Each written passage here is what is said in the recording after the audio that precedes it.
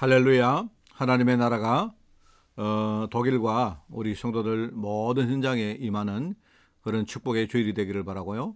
특별히 오늘 여러분이 말씀에 집중할 수 있도록 먼저 하나님의 성령 충만을 받는 그런 시간이 먼저 되기를 먼저 부탁을 드립니다. 4월 달이 이제 오늘 이제 마지막 주일입니다. 시간이 얼마나 빨리 가는지 몰라요. 내가 볼 때 진짜 쏜살 같이 간다 할 때 내가 볼 때는 쏜살보다 요즘 이렇게 레이저 같은 거 있죠. 레이저보다 이렇게 더 빨리 가는 것 같아요. 그래서 참 빨리 가는구나 느끼고 올 2022년도도 이제 뭐 거의 뭐 4월 달 이제 다 가고 이제 5월이 되면요 거의 이제 여름입니다. 여름. 그래서 이제 이런 식으로 이제 또 상반기가 훌쩍 가는구나라고 느끼고 있습니다.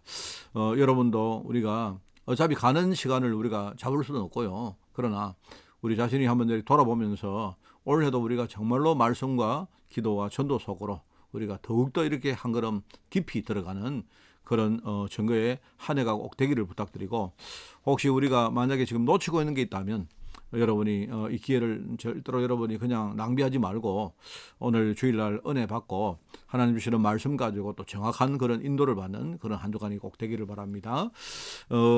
이제 지금 4월 달에는 계속 뭡니까? 응답의 흐름을 이야기하고 있습니다.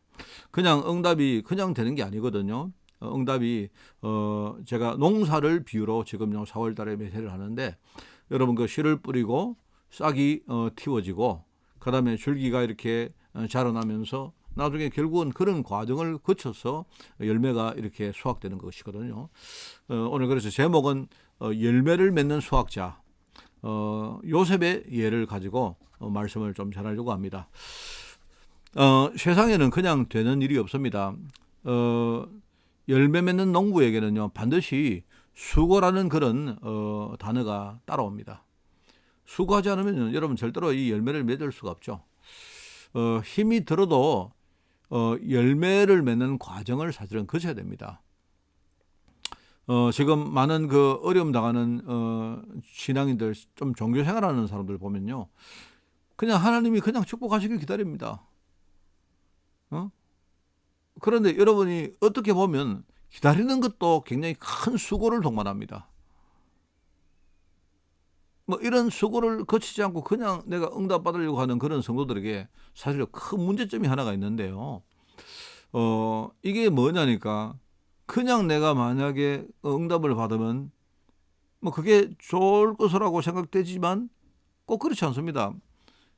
여러분 만약에 그렇게 하면 내가 그냥 기도 조금 했는데 하나님이 내게 응답 줬다, 이렇게 되어지면 우리 삶의 근본이 제대로 바뀌지가 않습니다. 여러분 근본이 안 바뀌면, 근본이 바뀌지 않으면 평생 비슷한 문제가 계속됩니다. 여러분 이게 굉장히 중요합니다.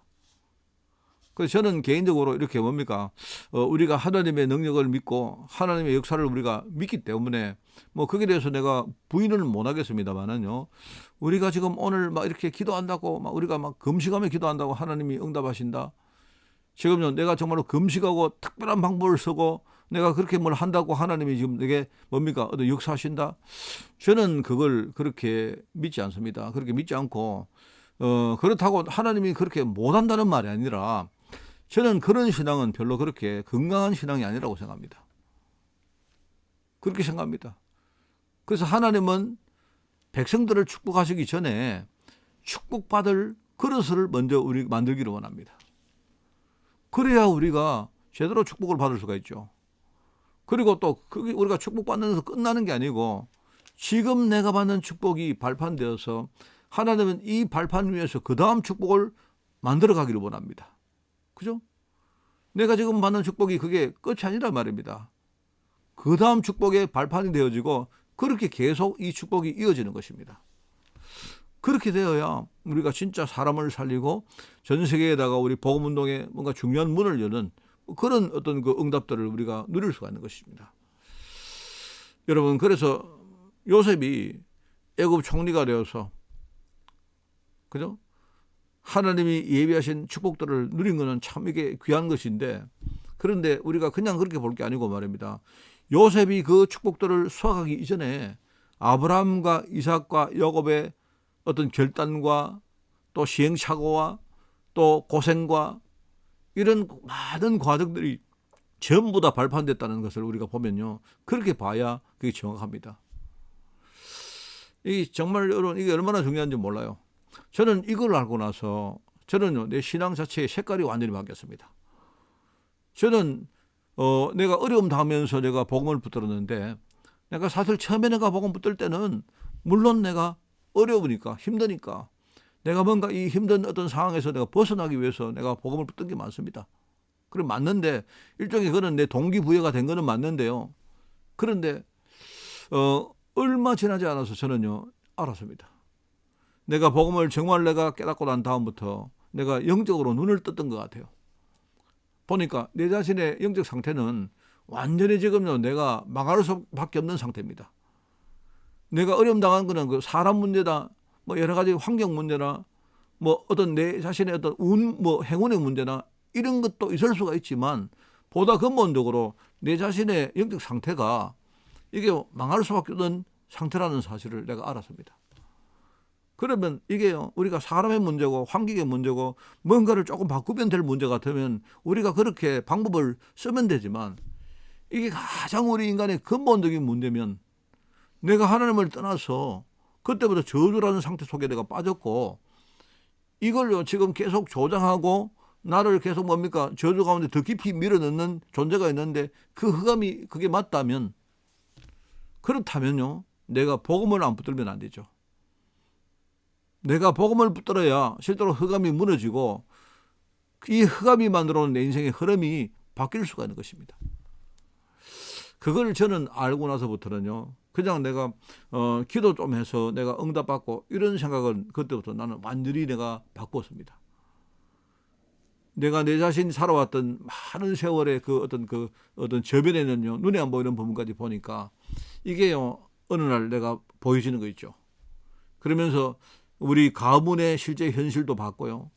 이게 이런 흐름을 내가 바꾸지 않으면 앞으로 나는 어떻게 갈지 내 미래도 그렇게 내가 봤습니다. 그리고는 나는요 진짜 뼈를 깎는 각오를 가지고 복음 속으로 들어갔습니다. 내가 단순히 그냥 뭐 일회용으로 말입니다. 내가 응답을 받고 축복을 받기 위함이 아니고 저는 내 인생 자체의 어떤 인생 자체를 완전히 내가 계도를 하고 알고 보니까 그게 하나님이 나를 축복하시기 전에 내 속에 가장 저변에 하나님이 만들려고 하셨던 하나님의 중요한 그릇을 향한 계획입니다. 여러분 그 시편 126편에 보면 5절에 안 나옵니까? 눈물을 흘리며 씨를 뿌리는 자는 기쁨으로 수확을 거둘 것이다. 여기요 기쁨으로 수확한다는 말보다 더 중요한 게 뭡니까? 눈물을 흘리면서 씨를 뿌리는 과정이 있었기 때문에 나중에 기쁨으로 수확하는 그런 열매가 나왔다는 말이죠. 성경에 이런 내용의 말씀들이 많이 나옵니다. 디모데후서 2장 6절에 보니까 수고하는 농부는 곡식을 먼저 받는 것이 당연하다. 여기요 농부인데 뭡니까? 수고하는 농부는요 곡식을 먼저 받는 것이 얼마나 그게요 참 기쁜 일이고 당연한 일이겠습니까? 바울은요 디모데후서 4장 7절 8절에 이렇게 말합니다. 내가 선한 싸움을 다 싸우고 내가 지금까지 나의 달려갈 길을 마치고 그랬는데 그때까지도 나 믿음을 지켰는데 이제 후로는 나를 위하여 의의 면류관이 예비되어 있다. 이렇게 말했습니다. 이 말은 뭡니까? 지금까지 내가 선한 싸움을 싸우면서 내가 애써 이렇게 달려왔는데 그 사이에 얼마나 많은 고통과 얼마나 많은 갈등과 그죠? 얼마나 많은 뭡니까? 이 자기 어떤 여러 가지가 많이 있었겠죠. 그냥 눈물을 흘렸다, 수고한다 이런 말들이 이제 이해가 되는 거 아닙니까? 이 믿음을 끝까지 지켰기 때문에 하나님이 이제 후로는 나를 위해서 의의 면류관을 하나님이 예비하셨다.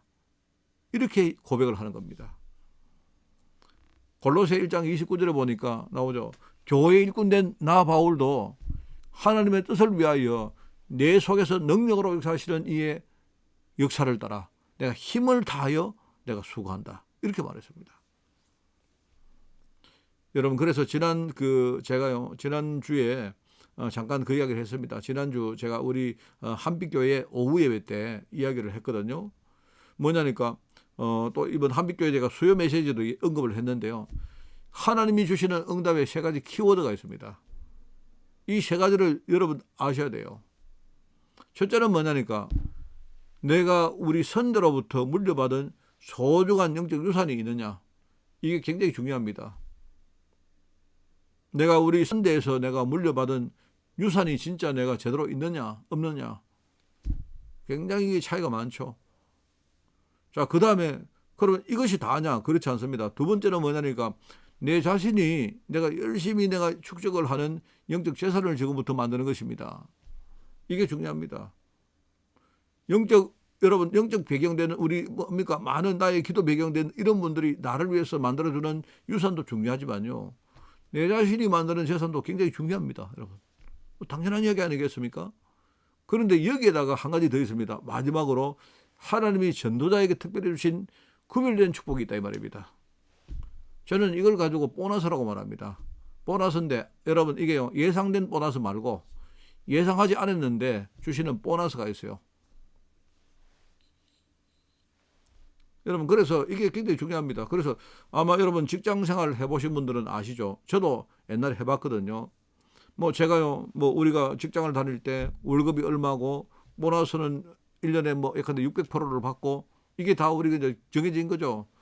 정해져 있는데 우리가 알죠. 어느 날 되면 내가 월급을 받고 어느 날 되면 내가 보너스도 받고 뭐 이걸 알기 때문에 충분히 우리가 미리 예측을 하고 준비를 하죠. 그런데 어느 날 갑자기 결산을 한 다음에 실적에 대해서 결산 보너스를 받은 적이 있습니다. 제가 우리 교회 그 한빛교회에서 그 이야기 했는데요. 저는 옛날에 직장 다닐 때 제가 한 번에 단번에요. 어떤 한순간에 내가 보너스를 2,400% 받아본 적이 있습니다. 막 2년치 연봉을요. 보너스로 받아본 적이 있어요. 제가.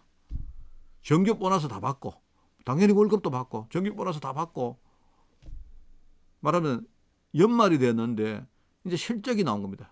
실적이 나왔는데 그 전에 이렇게 뭡니까 우리 노사 관계 이렇게 해가지고 뭐를 이렇게 교섭을 했는데 뭐 마침 그때 우리 그 뭡니까 경영자가 그렇게 했거든요. 우리 그 뭡니까 그 당기 순이익 가운데 그죠?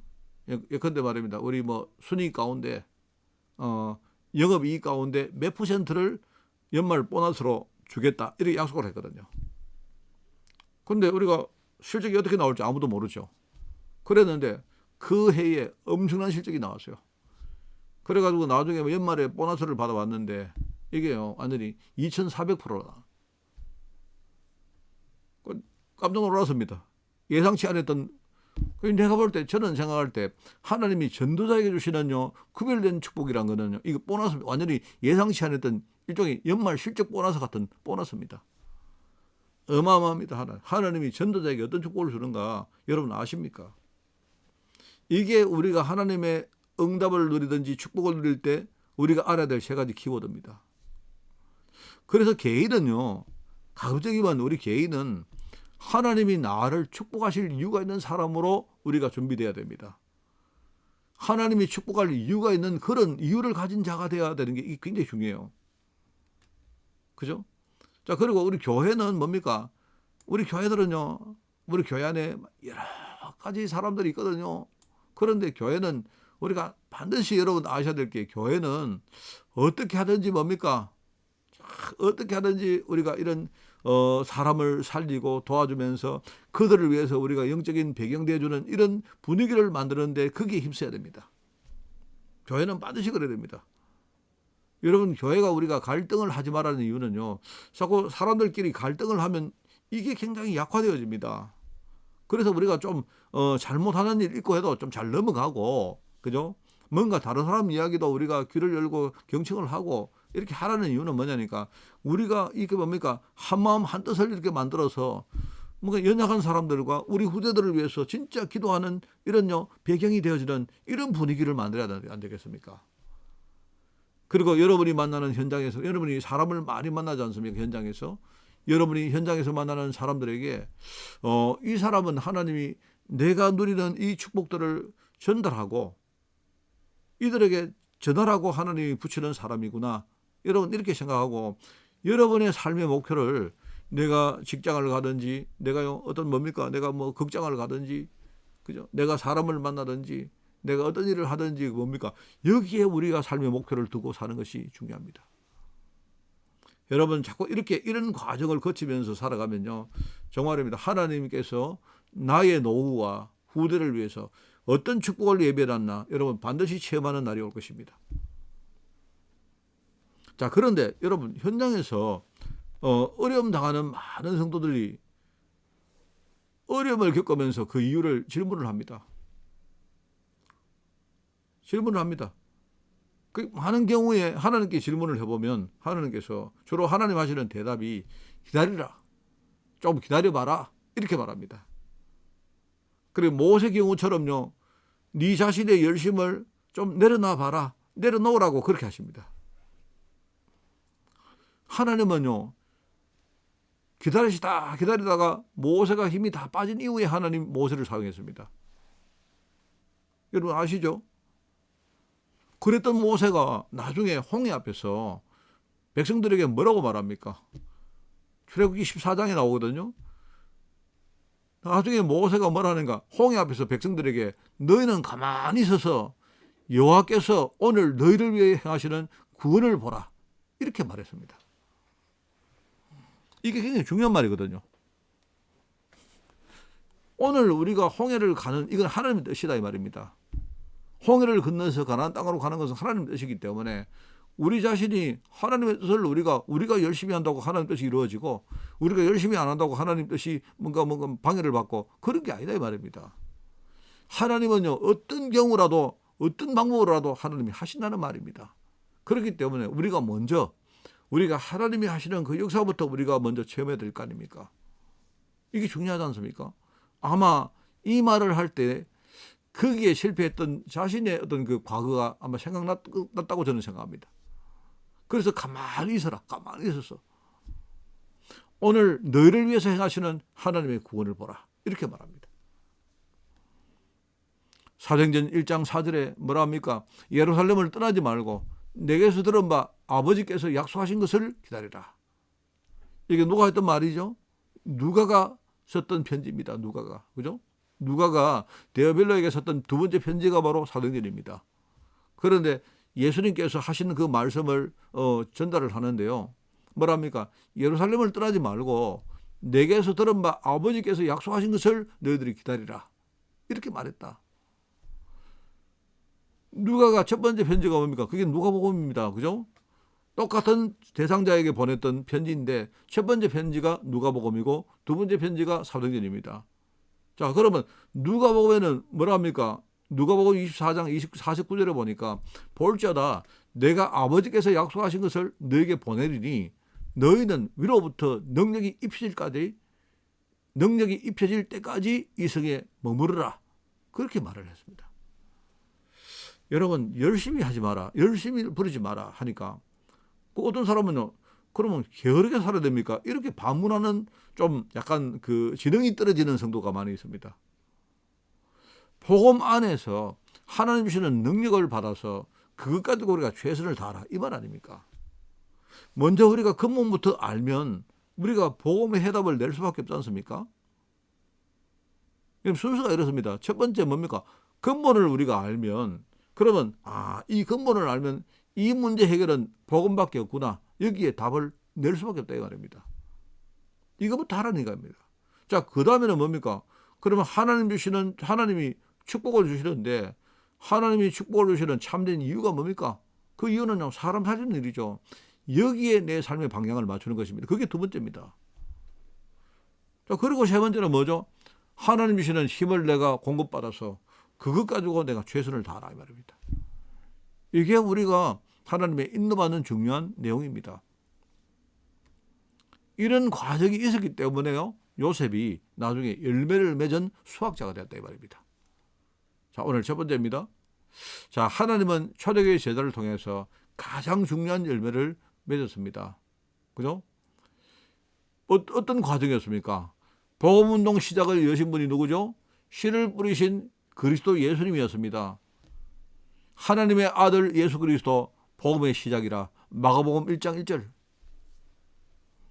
복음운동의 시작을 여신 분이 바로 씨를 뿌리신 그리스도 예수님이시다 이 말입니다. 그리고 예수님이 승천하신 이후에 이 복음운동의 바톤이 초대교회 제자들에게 이어진 것입니다. 그죠? 이 사람들이 말하자면 싹을 틔운 말하자면 사람들이었어요.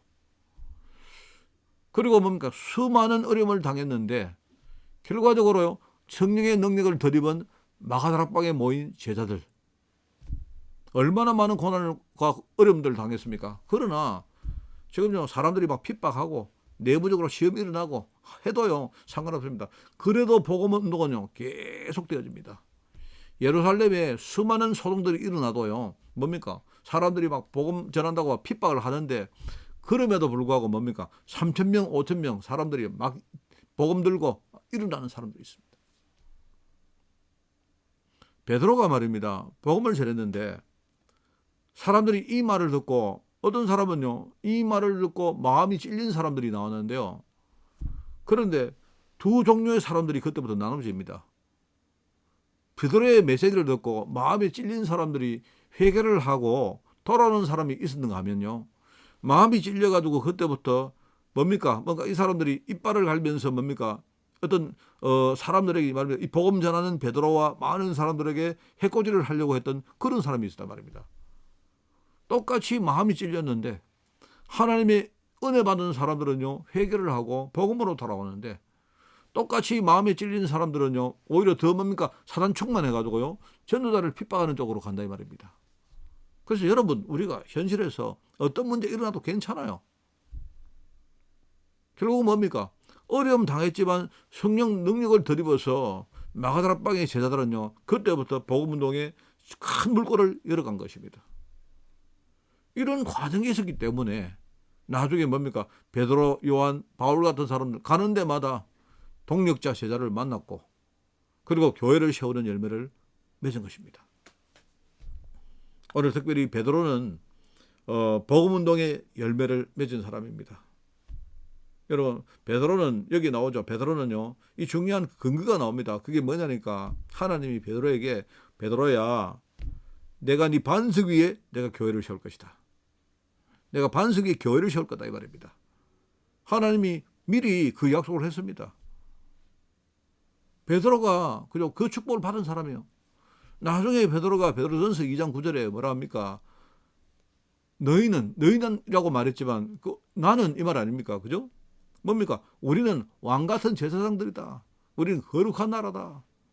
하나님의 소유된 백성이다. 하나님께서 우리를 부르실 때에 이 아름다운 덕을 그들에게 증거하기 위해서 우리를 부르신 거 아니냐. 그게 베드로전서 2장 9절입니다. 이런 과정을 거쳐서 하나님이 원래 약속하신 것이거든요. 내가 네 반석 위에 내가 교회를 세울 것이다. 하나님이 마태복음 16장 18절에 약속한 것입니다. 이 기반 위에서 베드로의 신앙 고백이 나온 겁니다. 요한복음 19장에는 나오죠. 27절에 나옵니다. 그게 보면 예수님께서 십자가에서 자기 제자 가운데 가장 어린 제자 요한에게 자기 어머니와 미래를 부탁을 합니다. 지금부터 여기 있는 어머니가 네 어머니다.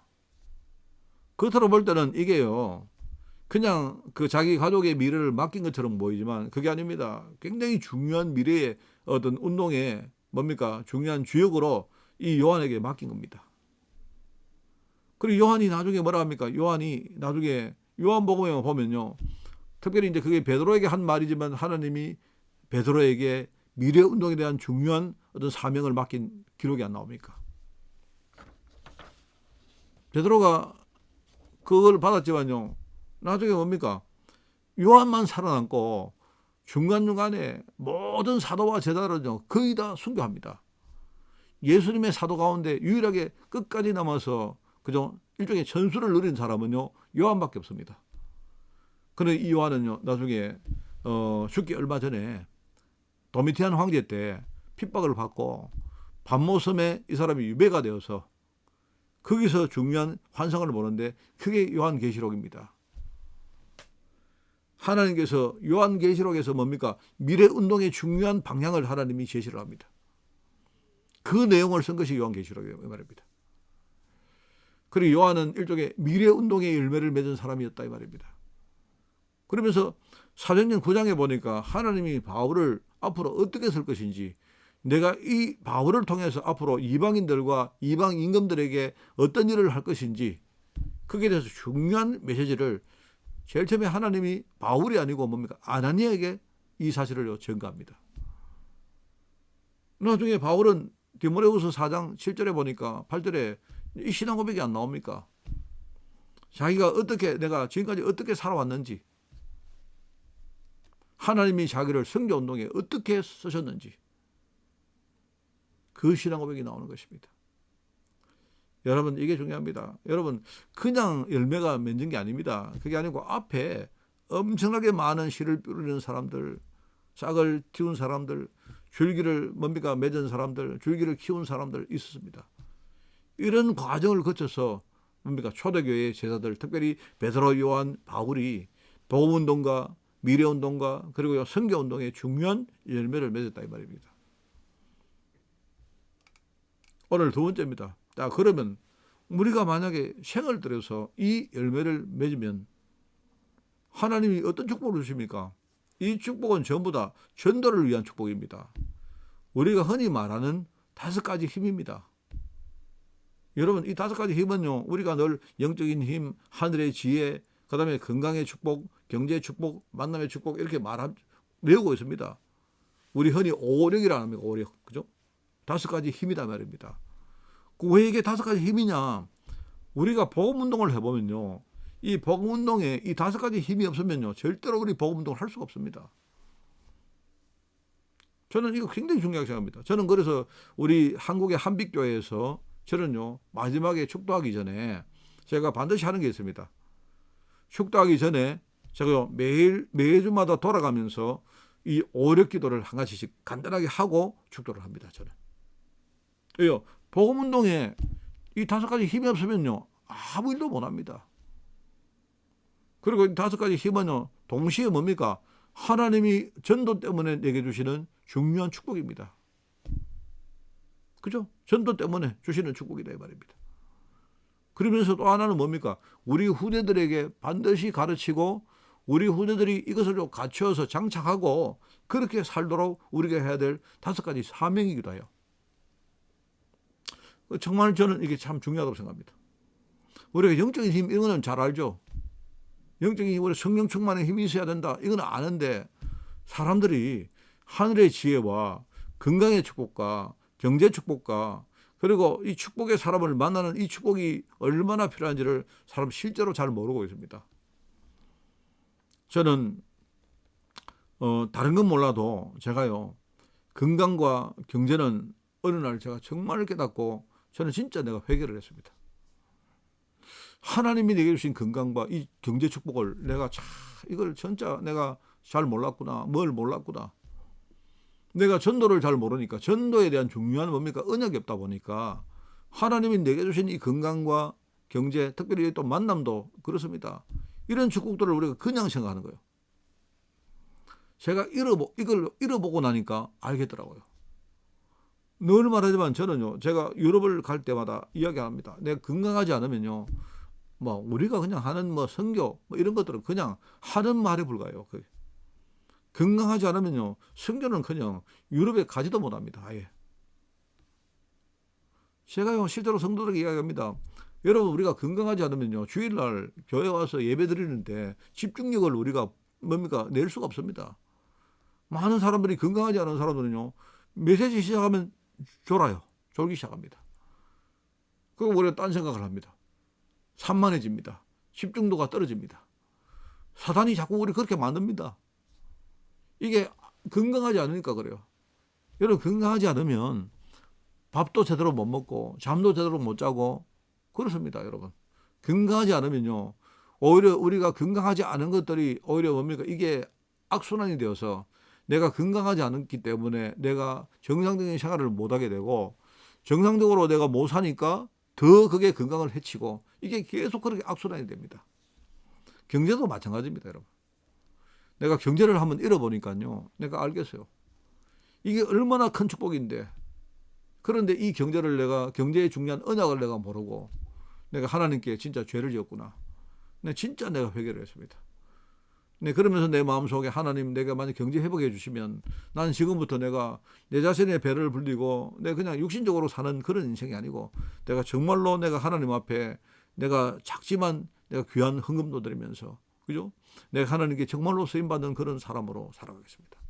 특별히 이 경제를 또 건강을 또 내가 가진 사람들을 내 것이 아니고 하나님이 내게 잠시 내가 맡긴 정말 소중한 것임을 내가 알고 내가 정말로 이걸 진짜 저는 오히려 경제를 저는 복음이라고 생각합니다. 복음. 여러분 무슨 말인지 알겠죠? 경제가 복음은 아닙니다만은요. 내가 느낄 때 나는 내가 진짜 깨닫는 이 어떤 복음 경제가 이게 너무너무 중요하다는 것을 내가 알았습니다. 우리가 정말 생을 들어서 열매를 맺으면요. 그러면 하나님은요. 5가지의 전도를 위한 축복들을 우리에게 주십니다. 여러분 진짜 중요합니다. 오늘 그래서 우리가 한번 말씀을 이렇게 오늘 정리를 합니다. 세 번째로 복음의 열매를 수확한 요셉은 그때부터 애굽 문화를 바꾼 정복자가 되었습니다. 여러분 하나님은요. 우리 성도들에게 모든 것에서 배우기를 원합니다. 우리를 배우도록 만드시고 그 속에서 하나님의 뜻을 더욱더 깊이 깨닫기를 원하십니다. 여러분 이거 아셔야 돼요. 요셉처럼 우리가요. 인간도 공부하고 세상도 공부하고 우리가 세상과 인간의 근본을 우리는 공부할 필요가 있습니다. 이걸 배워야 됩니다. 사람들은요. 인간을 잘 이해를 못해요. 요셉이 형들에게 팔려서 아버지 집을 떠났다 이 말은 뭡니까? 그 과정에서 진짜 인간의 근본이 뭔가를 이제 말하고 공부하고 배운 겁니다. 인간은 그런 겁니다. 사람들이 요셉의 형들을 보고 뭐라 하는데 인간은 원래 그런 거예요. 원래 그렇습니다. 인간은 어떤 사람이라도 자기의 유익이 해칠 것 같으면요. 그때부터 인본주의가 나오게 되어 있습니다. 인간은 그렇습니다. 우리가 그걸 진짜 뒤집으려고 하면요. 진짜 내가 그걸 이길 만한 진짜 성령 충만의 힘이 없으면 내 속에는 인간의 근본을 내가 뒤집을 수가 없습니다. 그래서 이 요셉이 형들에게 팔렸죠. 형들에게 배신당했죠. 나중에 뭡니까? 보디발에게 또 배신당합니다. 그렇게 자기가 뭡니까? 성실하게 일을 했는데 결과적으로 뭡니까? 보디발의 아내 때문에 또 뭡니까? 감옥 가게 됩니다. 나중에 감옥 속에서 만난 술 맡은 관원장에게 또 한 번 더 뭡니까? 배신을 당합니다. 뭐 배신을 이게 뭐 어떤 뭐랄까 악한 마음으로 동기로 배신했다는 그건 아닌데 사람은 원래 그런 겁니다.